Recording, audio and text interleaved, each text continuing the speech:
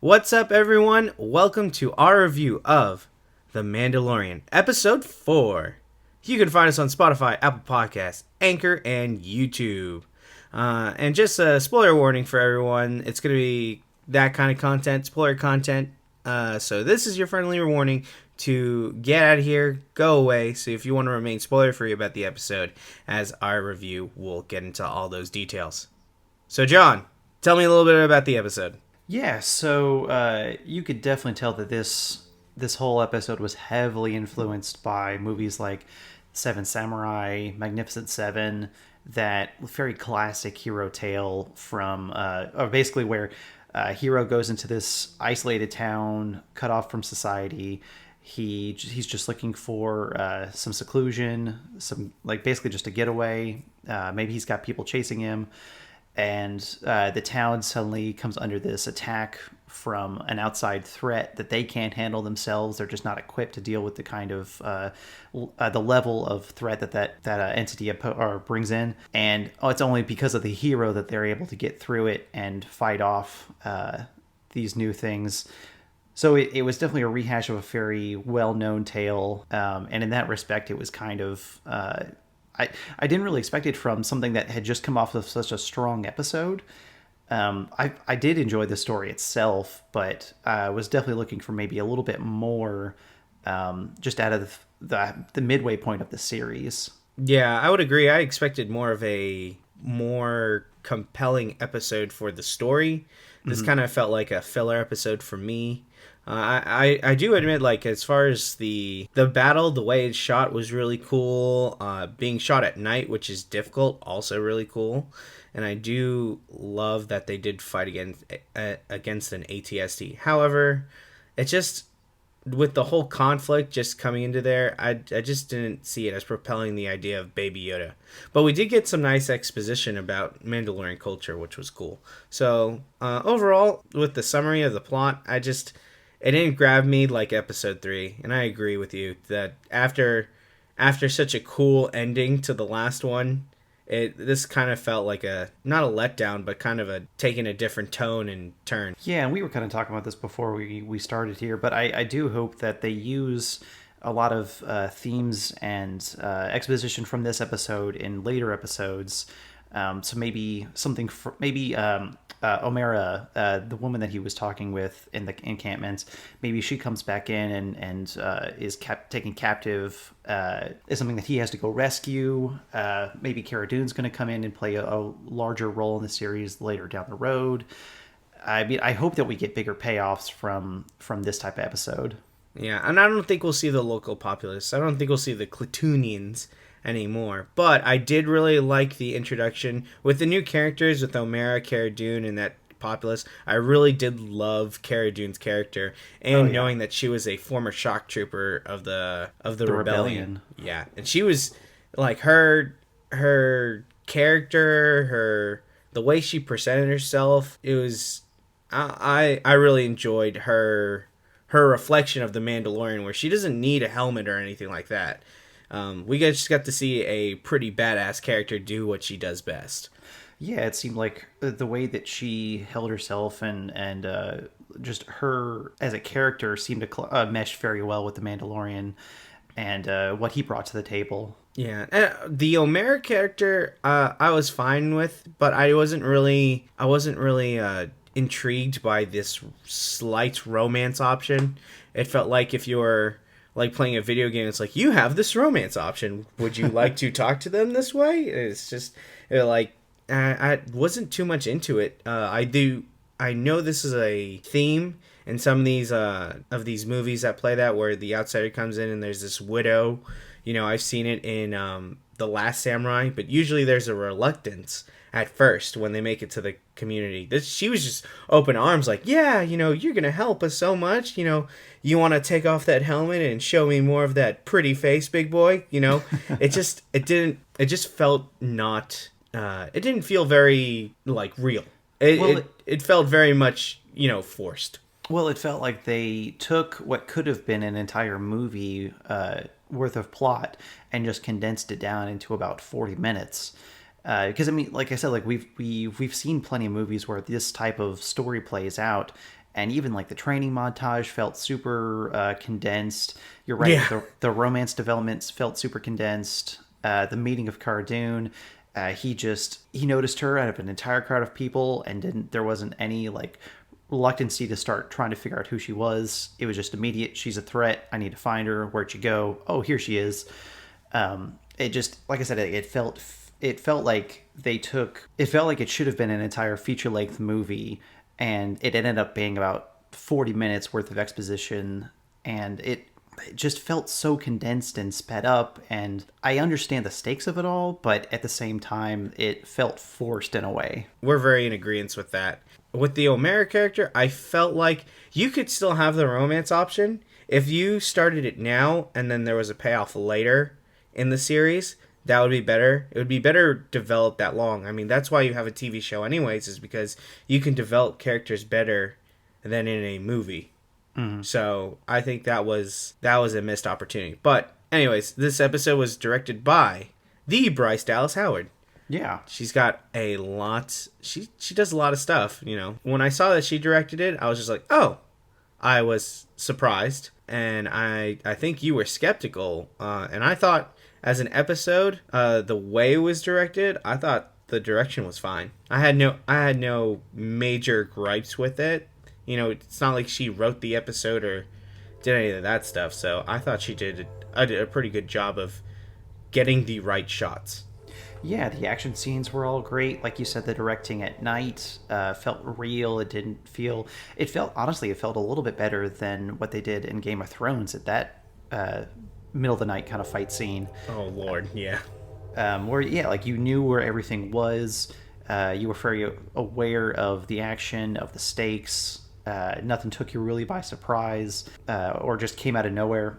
Yeah, and along with Bryce Dallas Howard, Pedro Pascal, with his role with the mask or the helmet on, he also did a great job. I really enjoyed his performance, talking and giving exposition, really giving one-note answers to this lady.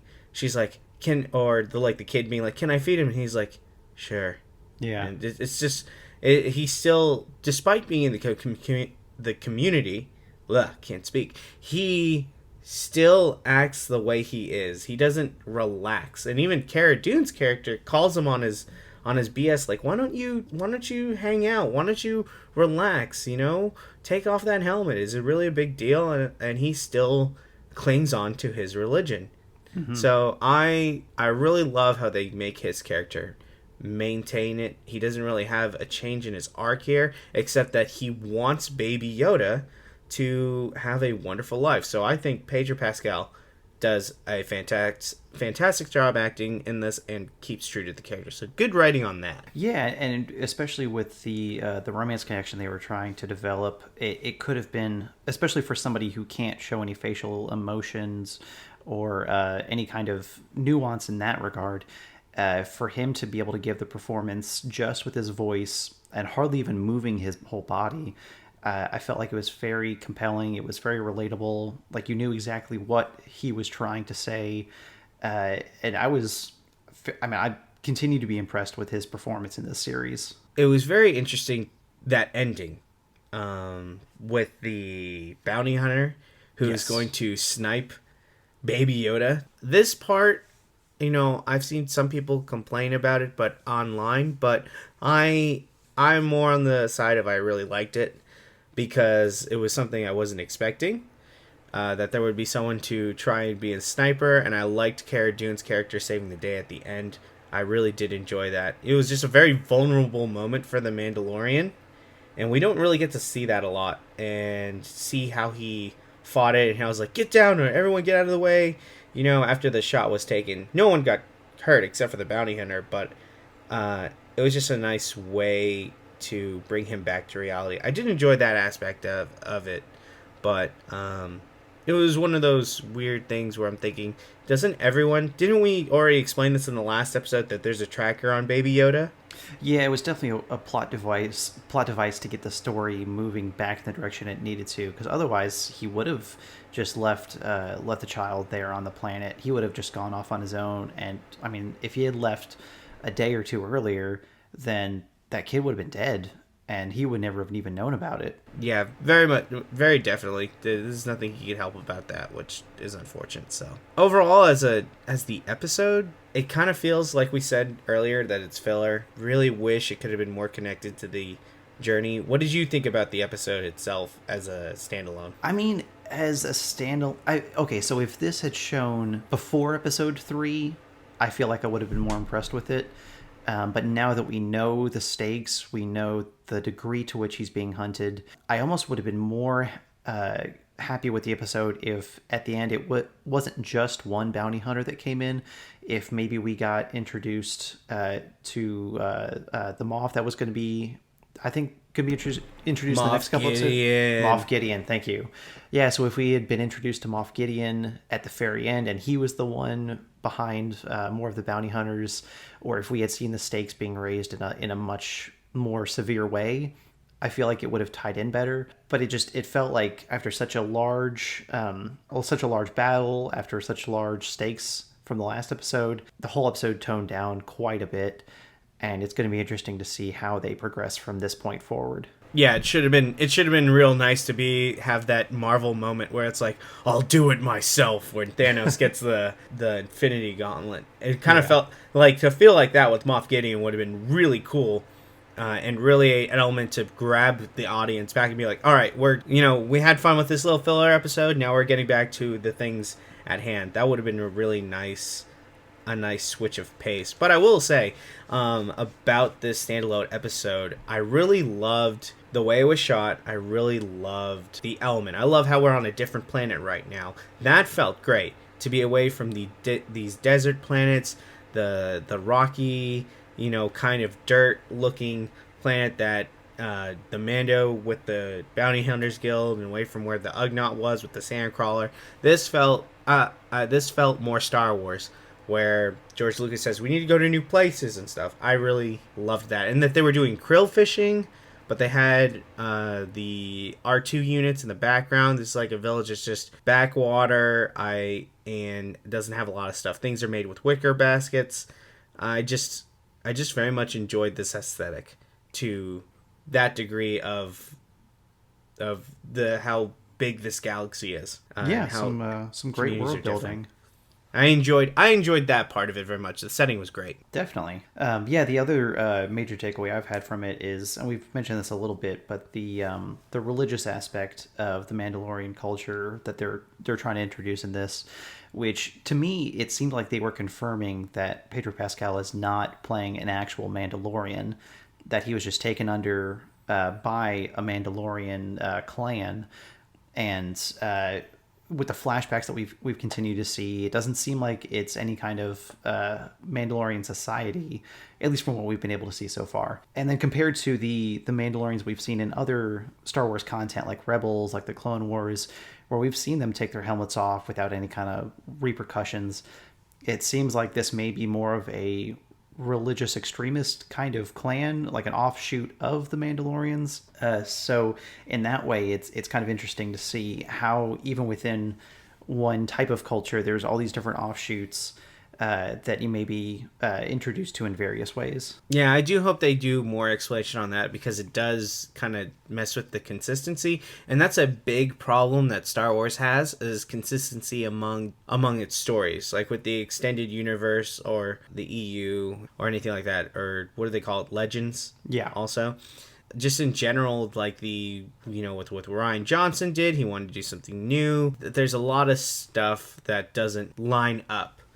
And it would be nice for them to explain that. Exactly what you said. I think that would be a great idea. But we'll see if that actually gets adopted into the storyline, because it does take you away from it. It's like, well, why do only a few Mandalorians do it? What's special about Pedro Pascal?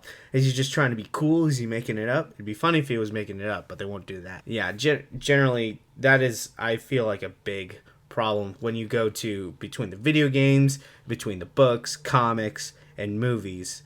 That's the one thing about Star Wars that really does make me excited, like with the Knights of the Old Republic in that story, but sometimes it just completely doesn't line up, and you cock your head like, but why? It could be better, but this is easy. especially with Dave Filoni being on the project. I don't get how that happens, but you know, maybe you're right, and that would be a really cool explanation. I gotta admit, like I said, more payoffs. This is a big series.